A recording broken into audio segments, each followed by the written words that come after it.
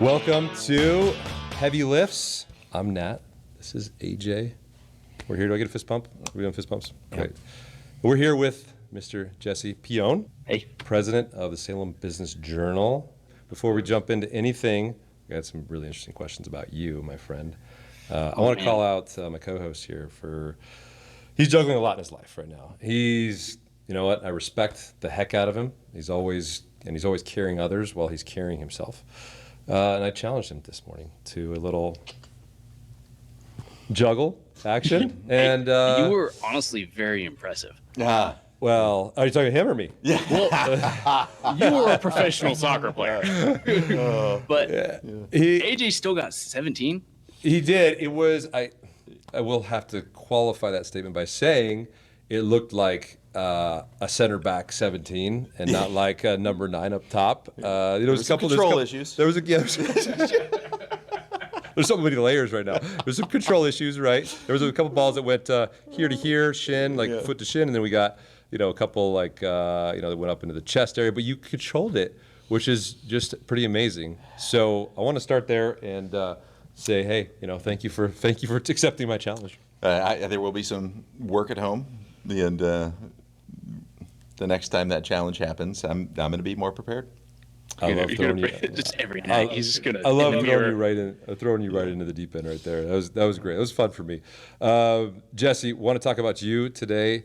We're really interested to chat with you and been wanting to have a conversation like this with you, just about your origin story, how you came to be here. I do know that you were the youngest board member for Salem School District. Is that right? City of Salem School District? Yeah. I was on the school board for Salem Kaiser School District. Sorry. Yeah. That's pretty crazy. Can we maybe start with just a little bit before that? Are you from here? Mm-hmm. Give us your background. Sure. Yeah. I mean, I grew up in and around here. I was in foster care growing up. It's a little bit more complicated than that, but it's just the easier way to say things. But yeah, I grew up, my sister Rachel, she's the manager at Isaac's. And so me and her kind of grew up together. And so, a lot of the crap, sorry, language, this is a family show. A lot of the stuff that, I experienced and went through, we were kind of side by side for a lot of that. And so, yeah, so, when the world's a little chaotic, it's good to have, someone that's there with you to lean on and to be there with you. Yeah, so 100%. Yeah. So I grew up in and around the area. I was in foster care for quite a while. We went to a lot of homes, and they weren't very nice, to say the least. But we made it through. I don't really talk about it too often, so I'm not used to. Yeah. I'm not used to that, but yeah, when I was about 14. My adoptive family, or I just could call them a foster family. They're, they prepaid for an apartment in Salem for a couple of months, and then just peaced out. So we used to go to me and my sister. We used to go to what Mega Mart is next to Walmart. Mm-hmm. We used to go in there. I would fill up a shopping cart full of groceries and just take off. So that was how we got food. I wasn't old enough to work. I was 14, and so. We had to get food somehow, and we weren't in school. And so I was trying to figure out, well, how can I, go get an education? So it wasn't very fun. Yeah. Well, and you said before we were getting on the show here that you also spent some time homeless, right? In Portland, right? And can you just it sounds like this is really emotional for you, but I'm just really interested because there's, to see you now, what you've become and what you've accomplished, and hearing your story just initially is really interesting. So can you walk us through that part of your life experience? Sure. Yeah. I was homeless a couple of times. I mean, the first was after, our, family dropped us off. I kind of went back and forth. My birth father got out of prison at the time, and so, I met him. Sometimes I'd go stay with him, and then sometimes I'd go stay at the apartment sometimes. But, we kind of clashed quite a bit, and then there wasn't really enough food or anything for me and my sister, so I just kind of would go off on my own and go do stuff. So I was homeless quite a bit. during that period of life. And then it's a longer story. It's kind of a crazy one, honestly. But one of my friends took me to a Young Life thing, and he was like, I went over to his house to I was literally, I think at the time when he called me, I was like under a bridge. I was in Eugene, and it was pouring rain, and my buddy called me. I had a Walmart phone. I don't even know how he got my number, to be completely honest with you. But one of my friends called me, and he was like, hey, he's like, you want to come stay that night at my house? And I was like, well, I mean, that's, there's food, there's shelter, and it's my friend, so why not? And so I went over there, and he was like, oh, by the way, I'm going to this event tonight. He's like, do you want to come with me? Or you can just hang out at home. And I wasn't trying to hang out with his parents, so I went with him to this event thing. And there's a little bit more to that story, but long story short, while we were there on our way out, this little redhead lady came up to me, and she was like, you're moving in with me. And I was like, I looked at her, I was like, you're crazy. And I went back to Eugene. And stayed with my dad a little bit down there, and then stayed with friends, kind of bounced around a lot. And then she kept texting me. My friend gave her my number. And so she would text me. She was like, Jesse, she's like, your friends just raised, $50 for you to go to camp. Your friends just raised $100 for you to go to camp. I'm like, leave me alone. And she kept texting me kind of throughout the summer. And so my friends raised not just $600 for them to go to camp, but then they also raised $600 for me to go to camp. Yeah. And I was still like, just no shot. I was like, I'm not doing this. I thought I was a gangster. If you saw the way I dressed, it was bad. And her husband ended up calling me, and he was like, Jesse, he's like, look at it this way. He's like, you get a roof over your head for a week, you get 3 meals a day, you get to hang out with your friends. He's like, we usually tell people it's the best week of your life or your money back. He's like, but you didn't pay any money, so we're not going to give you your money back. I was like, oh, fair enough. And so I went to this camp, and I got to know the husband and wife who were leading that Young Life group pretty well. And I shared a little bit of my story with the husband. His name was Steve. And by the end of it, he was like, well, he's like, why don't you just come stay one night? Just come stay one night, check it out, and then we'll see where it goes from there. And so I was like, okay, I'll come stay one night. And, I went and stayed one night with him. The circumstance, I still went back to Eugene. And then eventually I took him up on that one night. So it took you a little while was it more like a trust thing, just like trying to get to, because you're probably at a point in your life where not a lot of people you can trust, right? Yeah, exactly. Yeah. And I could trust myself though. So I had that going for me. And even that was questionable. And so, so I went and stayed one night, and things were weirdly peaceful, and I didn't really know I didn't know what to do with that. In fact, there was quite a few times. So I stayed one night, and, they took me out and, got me a haircut and, some clothes. And, next couple of days, they enrolled me into school, put me into football. And, then I just, those became my parents. So they actually officially adopted me. I wouldn't let them adopt me until I was already like an adult.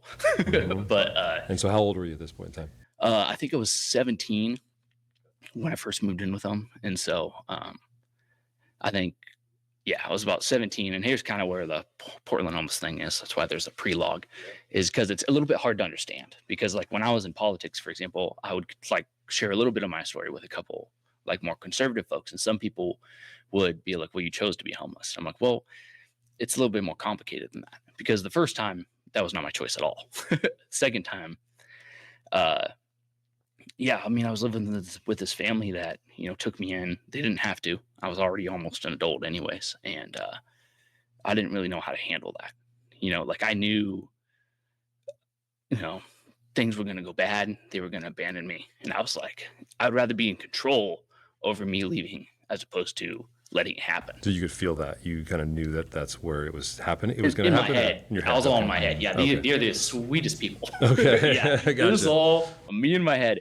And there's a bunch of times though, and like I would like hide food like in my room, and my mom was like, she's like, Jesse, you can just come to the kitchen and eat whenever you want. And I just couldn't do it. So like there's this they were notorious for having a box of goldfish, the cartons.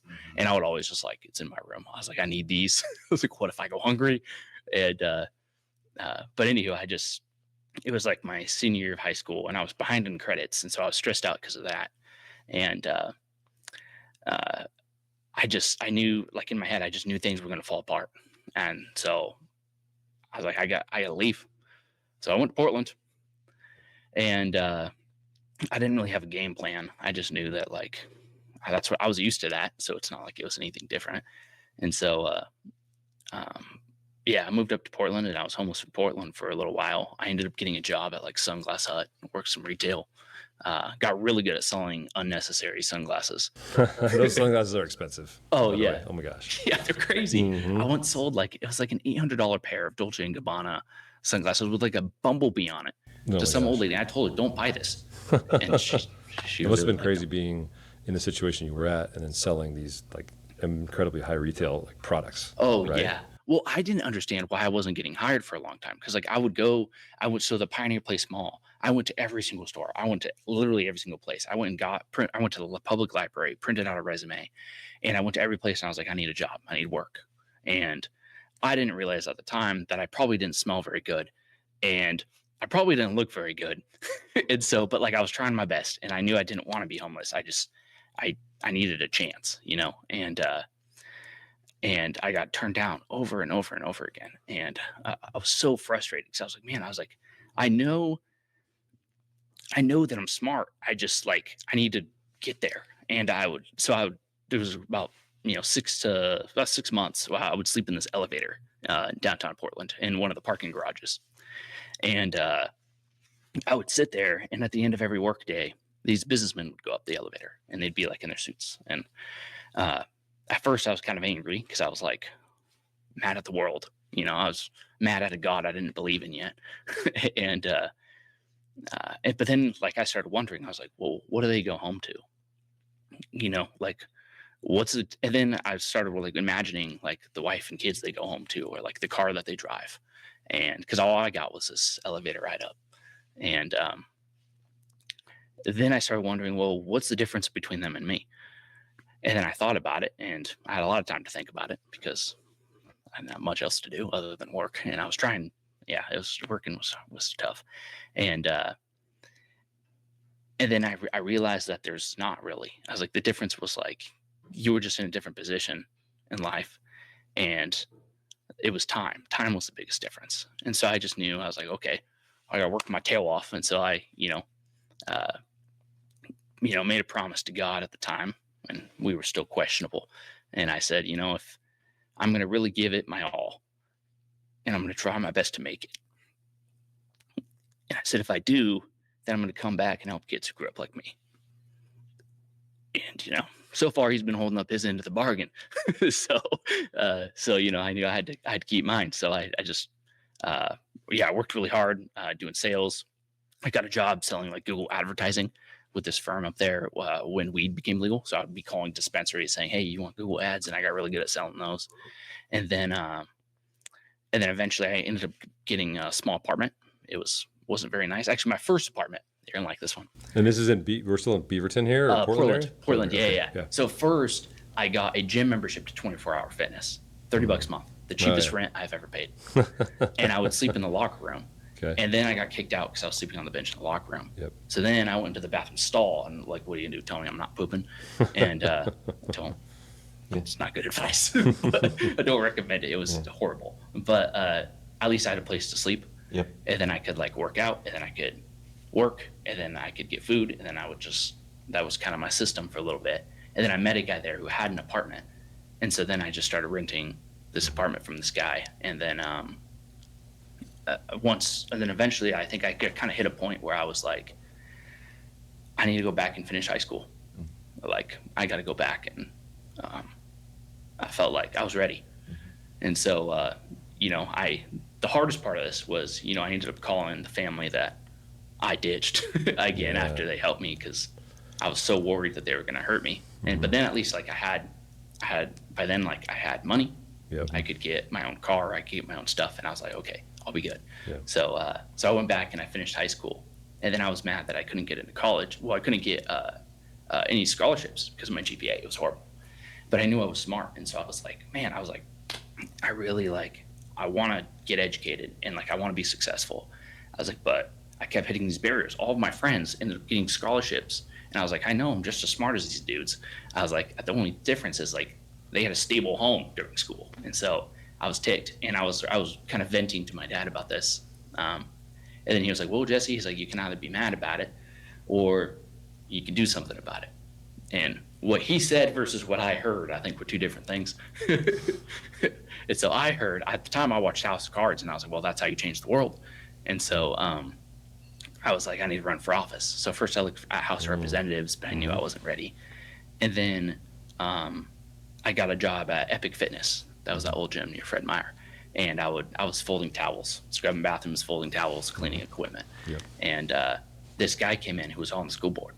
And I kind of asked him about it. And he kind of told me a little bit. And I was like, okay, well, what about city council? And then he told me a little bit about that. And then I was like, all right, I'm going to do it. And so education just fit naturally for me because I struggled so much to get an education. And what year, how old are you now at this point in time? Let's see, when I went back to school, I was 18 and 19, my senior year. And then I think I was 20 at the time when I was working at the gym. And you're thinking about making this run for school board. Yeah. At what age, 20, 21? I was 20 when I first started running, it sounds like you were the youngest person ever to make that move, that jump, right? Yeah. It was all just because of your experience, your growing up experience, the challenges you kind of had there, but also the fact that you were not a part of the educational system, but you went back and you wanted to be. Yeah. Right? Well, yeah. I mean, I got chewed up and spit out by every system the state has to offer, right? The foster system. Your when it came to homelessness, unique. And the education, and first off, shout out to teachers at Cascade. I mean, they were, and my coaches, they were it's not their job to be parent figures. It's not. Yeah. But sometimes it's what their position that they're put in. And so I just knew that education is kind of what helped keep me get to a point where I'm just able to live. Yeah. And I knew that for other kids, that could also be their same chance as a way to get out, Well, for a podcast called Heavy Lifts, that was a little heavier than I thought we were going to start into, but thank you for sharing. It was, but it's clearly the lift you had, just finding footing in this world was not even arguably. It was very heavy, right? But your skills that you gained along that, right? Regardless of the fumbling through that, your grit, your tenacity, and clearly there's, in listening to this story, there's this trust issue that you're probably still working through. You might for the rest of your life. We all have our own issues, but there's an acknowledgement of self, a desire to self-improve. And then what's interesting that you pointed towards is that you started to build community. And that maybe started with a person giving you a home or a person bringing you to a camp. But then it led to kind of this community lift of I want to get involved in the community. Yeah, House of Cards. Yeah, get a public, meet a lot of people. But really it was the foster community. You knew from personal experience you could improve. That was a lift that other people weren't willing to challenge. And you challenged yourself because of your experience to jump into that. Yeah. And then now, I mean, we're going to go fast forward here, Salem Business Journal. This is another lift in the community, and it's a heavy lift to, one, go through all the things in business that you went through personally, which is defining yourself. What is, what's sure. Jesse? Who is Jesse? And you were defining yourself in those years, and a lot of us had a different upbringing than you did. Right, and there is definitely a value that comes with stability, but then there's also the flip side of that coin sometimes, which is it's a delay in defining yourself. It's a delay in finding who you are in some cases. And I'm not making any case that. Well, no, I mean, it did take me a lot longer, right? I mean, a lot of my friends ended up getting married and having kids already, and I'm just, Well, but I would argue your school board and your Salem Business Journal accomplishments are ahead of a lot of people that had a lot different beginning than you in certain areas. And so if anything, this heavy lift piece is like there's people that are trying to do things, whether it's personal or community based, and you're clearly out there moving and shaking, which is we're appreciative for your partnership on this podcast, but we're also Well, and I'm thankful for you guys. I mean, I know that like, you guys are already taking these huge giant risks with this.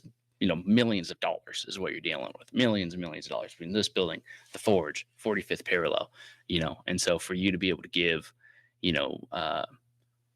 more people the opportunity to work with you on those projects and being able to do that, right? That's a risk and a lift in itself. Yeah, you helping us tell the story is fantastic. And what really strikes me about you though is you have this ambition that is just noticeable every time I talk to you. Just about there's a fire there, right? There's something and you don't, there's that can't be taught.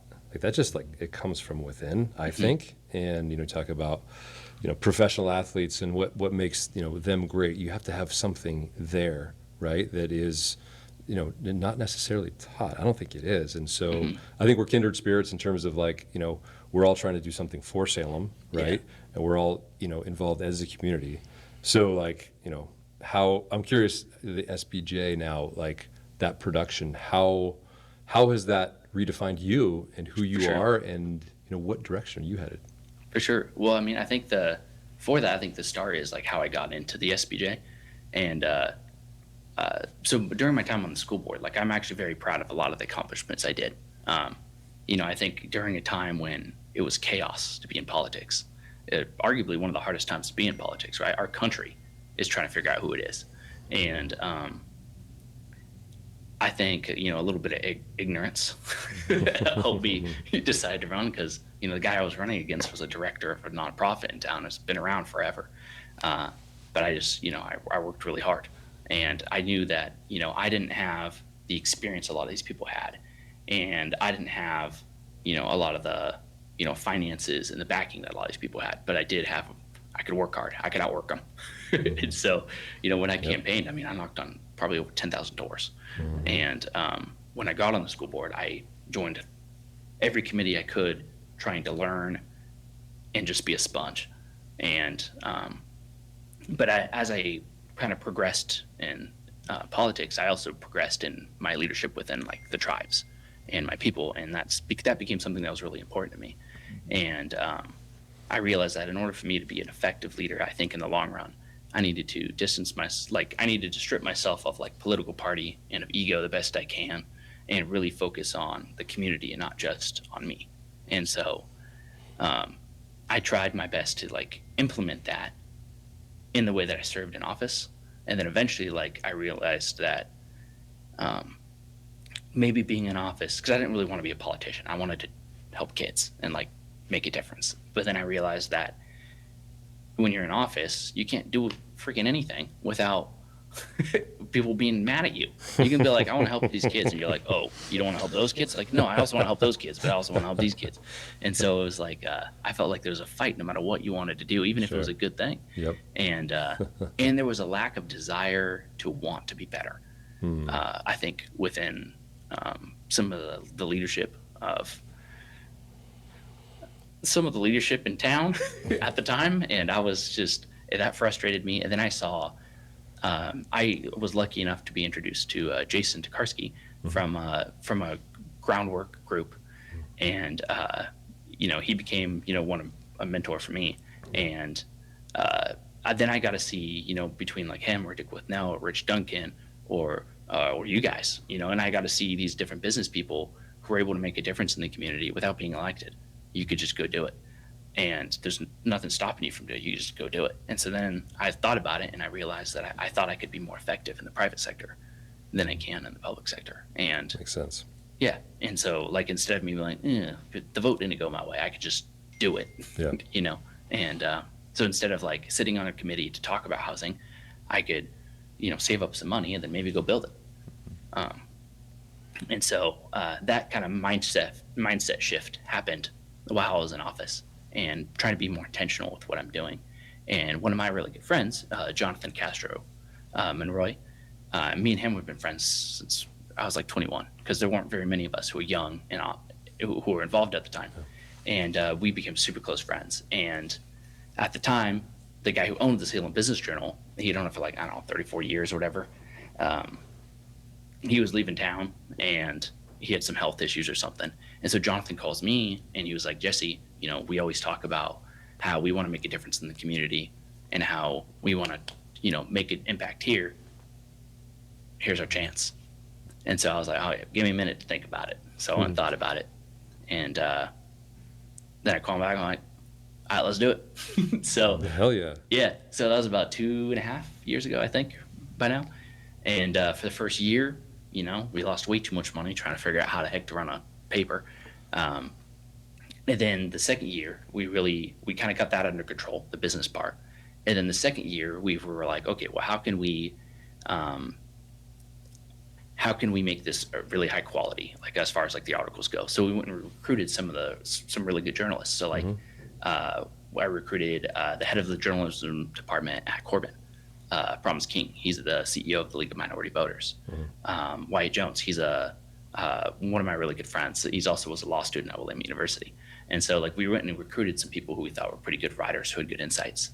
And then now we had pretty good articles, and then we also had a pretty good product. And then, and that was also when I started business school. So for me, I'm not like as good at being a student, but I needed something to do, something to work on. And so I considered buying this business as tuition. So yeah, so I got to work on this while I was getting my MBA at Willamette. Yeah. And as I got done, just this last year, I really wanted to get into video production because the way people consume news is different.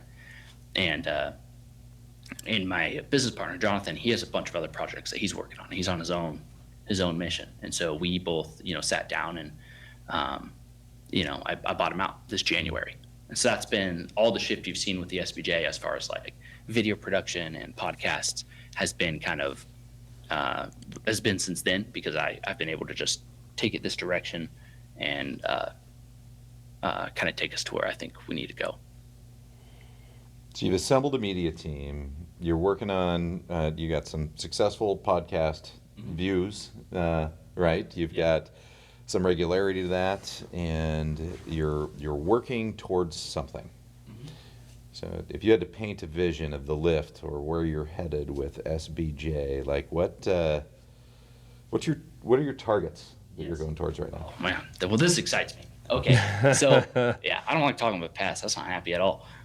No, it's good, but you know what? Like all of that was really interesting to know about you. Yeah, and I mean it tells you're a storyteller, right? That's what you do for a living, and like your story is, I mean honestly, it's unlike many others, and incredible just in terms of like where you're at now versus where you were. Yeah, I think a lot of people watching this and listening are gonna really be intrigued. So yeah, kudos. Well, thank you. But it stresses me out. Back to target. Back to target. Target goals. Yes.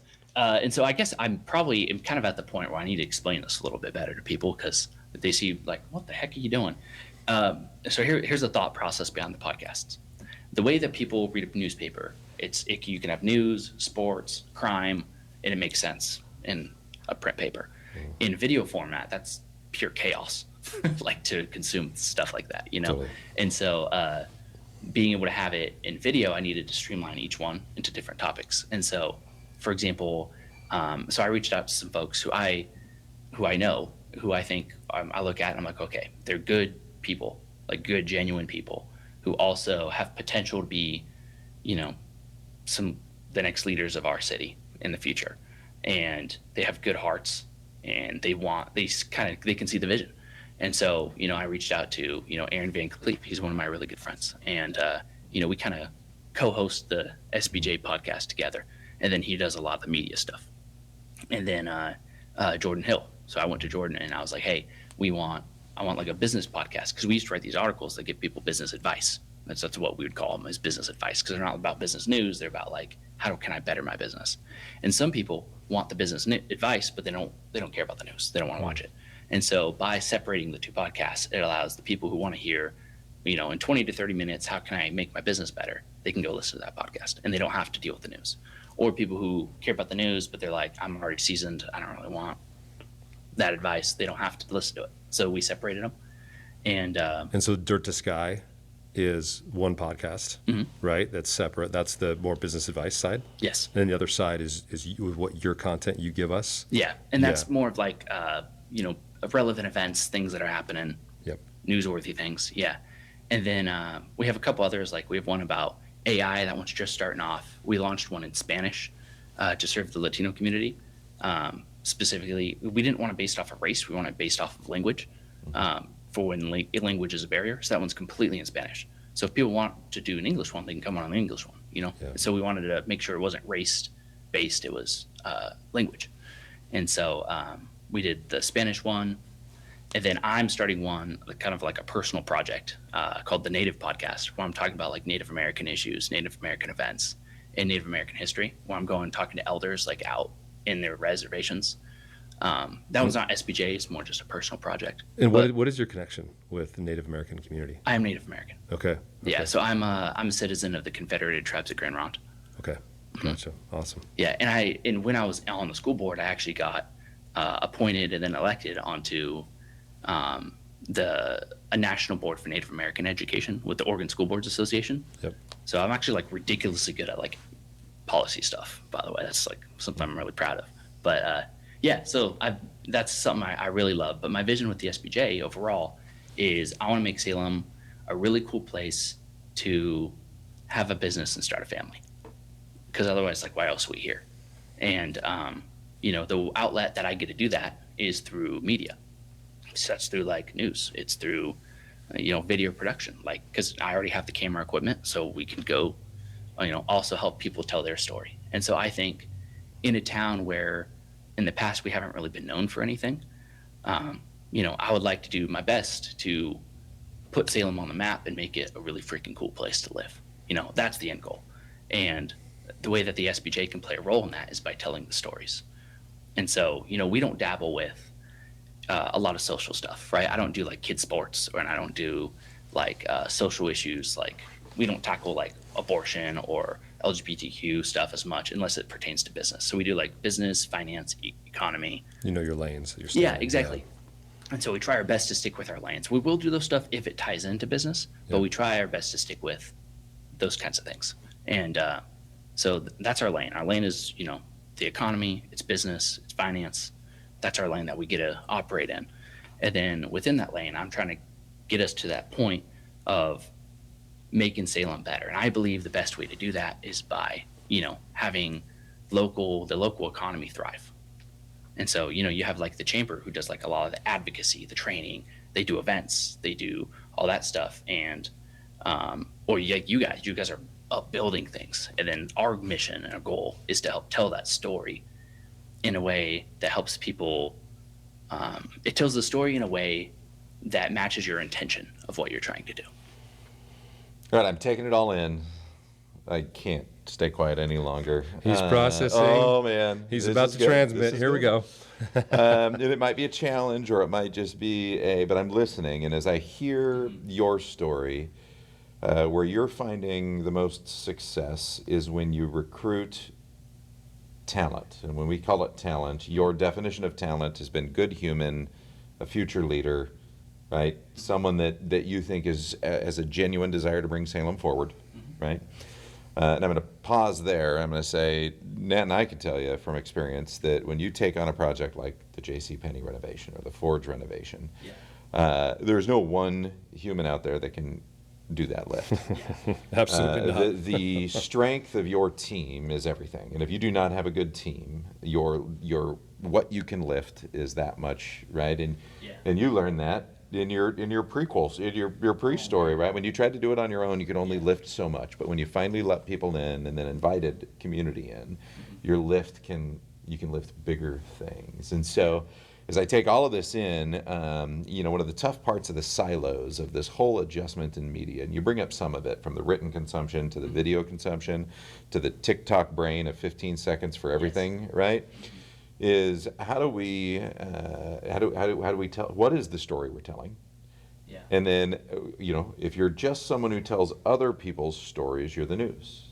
Mm-hmm. If you tell other people's stories, but for potential educational purpose, maybe you're more than the news. Maybe there is education, but you're still ultimately a recruiter, and you're a recruiter of the best stories that Salem has to offer, and you're a recruiter of the stories that ultimately make up this community. Yeah. And I'm rooting for you at this stage, but now my brain is going down that path of like, all right, maybe the Salem Business Journal's job is not just to tell the business story, because to be frank, the business story is often boring.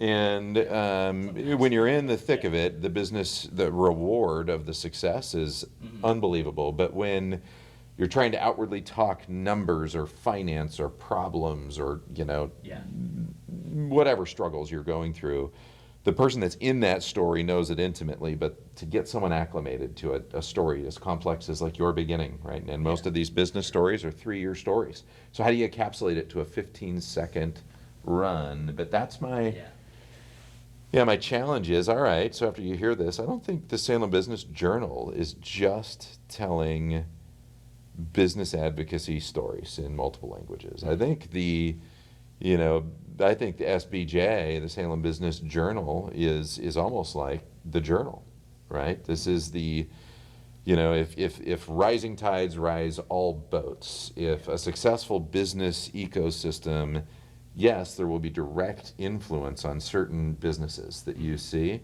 but I think just like you've done with your internal team, when you look outwardly, it's not what does the community want, it's more what do they need to know about? Like what innovative human has that idea, has that gumption, has that grit, and how do you put a spotlight that encourages that human to do more? I think I love that, and I think it's also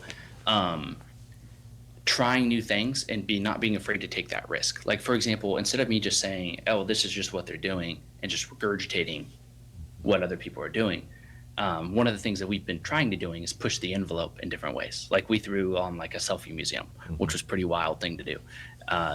And which thank you, by the way, that was fun. for helping us with that, guys. That was fun. We got the fire department got called. Yeah, the selfie at the end of the night with the live fire folks. That was great. That was. I didn't get to participate in at least the evening activities, but I heard about it, those are great events. They did ask to be invited to the next one. So. They are more than welcome. Yeah.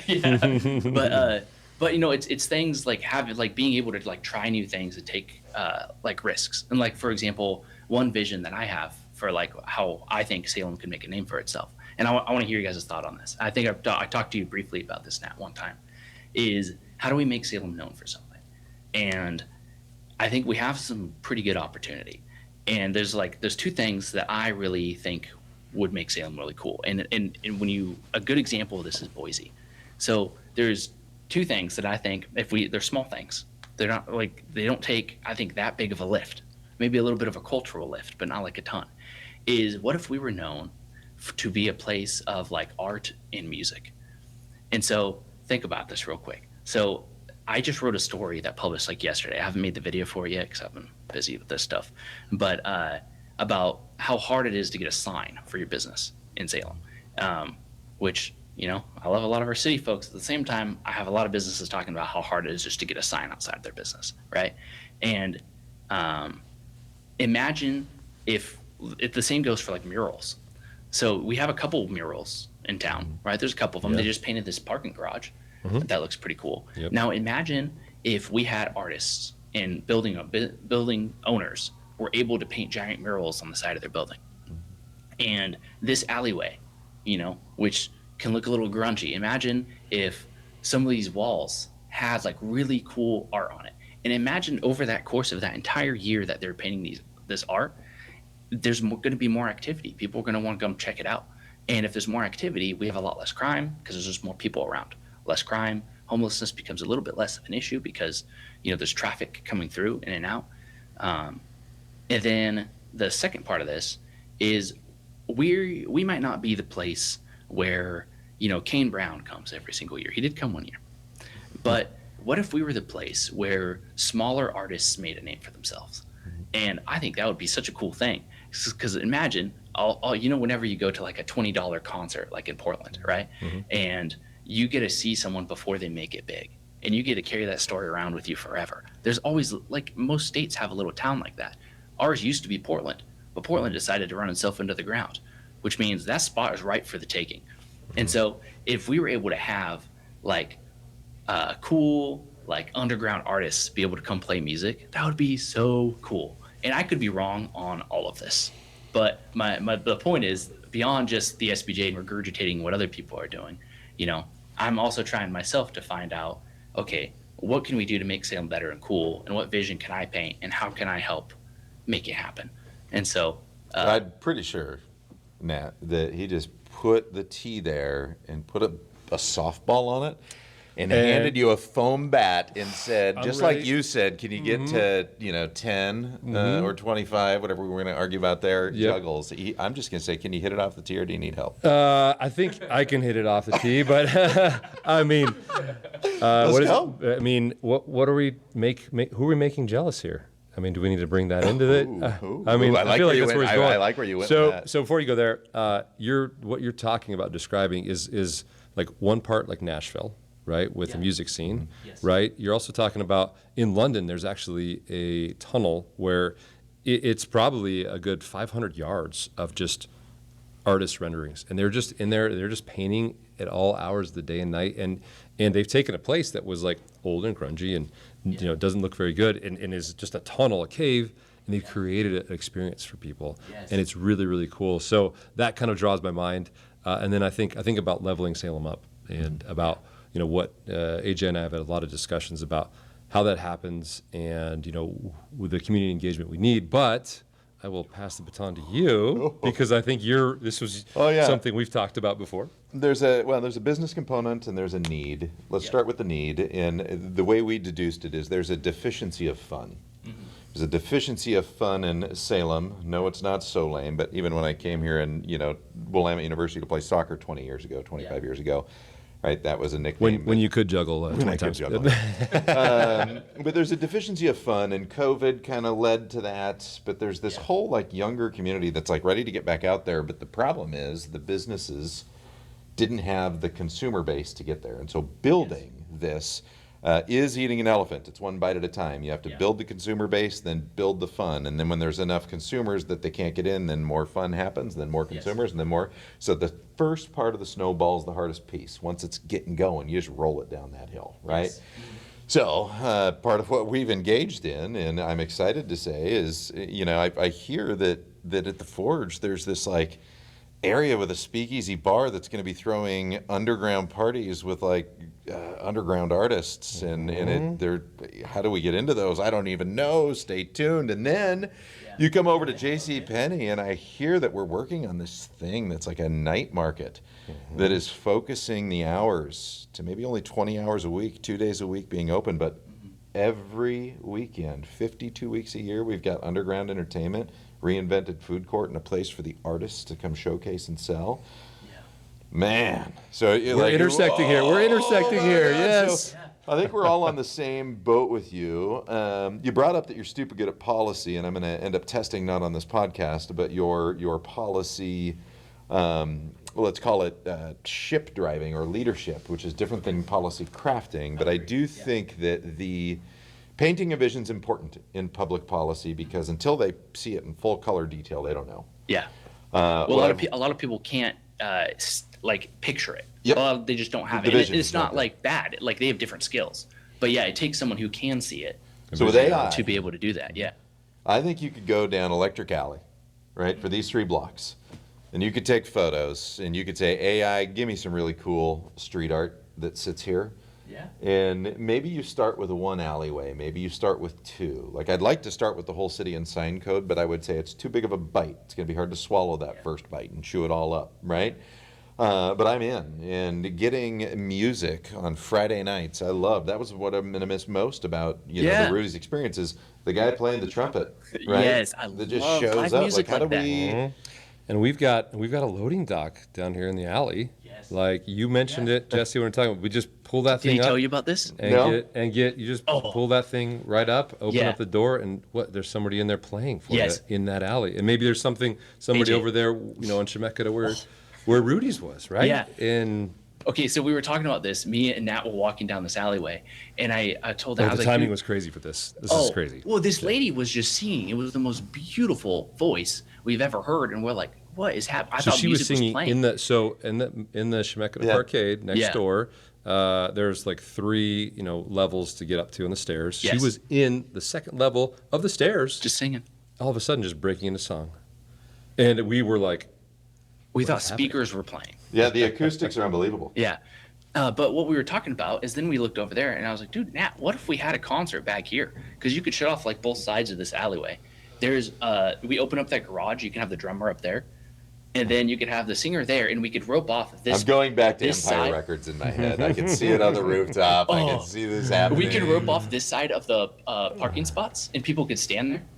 And then we could have like tables, people could dine. We could have like just live music playing outside in a spot where like that's never happened. So here's what we're gonna do. I love it. There's an idea we're gonna fertilize it right now. Instead of making the whole city do something, let's make this block do something. Mm-hmm. Between the Forge and J.C. Penney's and Salem Center, I'm confident we have willing folks that are gonna participate. I love the idea in the alley. I also love the idea of just front and center with all the traffic, putting someone at the front of every one of those entryways. That would be so And that fun. would just call people in. And with the night market energy, with the entertainment deficit, with the fun deficit, I think we start here. I think this is I think the pads are out. The heart's going to start beating again when this Skybridge opens up and 400,000 square feet of the Salem Center starts having, right, that life, that energy, and start. This will start pumping the heart again. And I don't know. I learned this, when I was 19, pretending I was 21 in college. That if you want to impact change, you start with a good party. Honestly, So I would argue, let's start with a couple good parties. Well said. Yeah. I love that. Yeah. Yeah, but like imagine like I'm just so excited because like imagine like 5 years from now, right? Like we're sitting down like in this and this is all stores now, and then like downtown Salem becomes like essentially a piece of art in itself. You know what I mean? Like it becomes a destination to go to because like people won't, like a gum wall, right? Mm-hmm. Ours could be like murals, or we could have our own version of something else that makes us unique, and like it becomes a place to be. We walk down and there's like live music, like at any hour of the day at random parts. I just think that'd be so fun. It'd be fun, and if there's any artists out there, music artists or artists who are into murals or that kind of thing, please reach out to me at Nat Borchers, and would love to chat with you and kind of start teasing out this idea because this sounds so much fun. I think that you have a piece for the Salem Business Journal now on art and its impact on communities, and a policy piece. I'd like to be involved. That'd be some fun. level. And I'm actually my teams. We've reached out to some folks from Boise because as great and as smart as I like to think that I am, I've learned that going to people who have already done it makes life a little bit easier. Don't reinvent the wheel. Yep, exactly. And so I've had my team reach out to a couple folks from Boise trying to figure out, okay, who are the people who started that change? Yeah. And how did they do it? So Great then idea. we can implement kind of the same thing here. I've just been kind of scheming in my brain head how to do that. when you interview, make sure you understand who was the primary recruiter and what was their method to recruit the talent. Your toughest positions on a team, and you'll know this from the soccer world, right? How do you get your number 9? How do you get your goalkeeper sound? How do you get your center back sound? We haven't looked the same since Nat left, right? Fell over awkwardly, and the theatrics were terrible when you left the game, right? Like you just like fell over, dude. Like it wasn't even like a big hit. It hurt, man. That really hurt. Bringing up this, it really hurt. But I'm going to challenge you before we go too much deeper. I'm going to bring Nat all the way full circle, and I'm going to say the most inspirational thing that's happened in the last week and a half in my life happened at this building at J.C. Penney. Nat was throwing a party, and there was a break-in.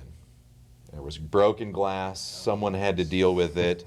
There was all of these issues that related to community, maybe not even helping each other, but this dude's attitude and the selfie with his team fixing the door in the 90s tiger stripe pants and leopard prints and the smile, and more importantly, the message. So the message that went out to the neighbors and those involved that were checking in, like, is everything okay? Is there anything lost? Was smiles, a 90s outfit, like Vanna White showing off the work that they just did. And it was nothing but positivity. Like, ain't no thing, bring it on again. And I would be like, that's what we need for our leaders, right? In the middle of... Man. Yeah.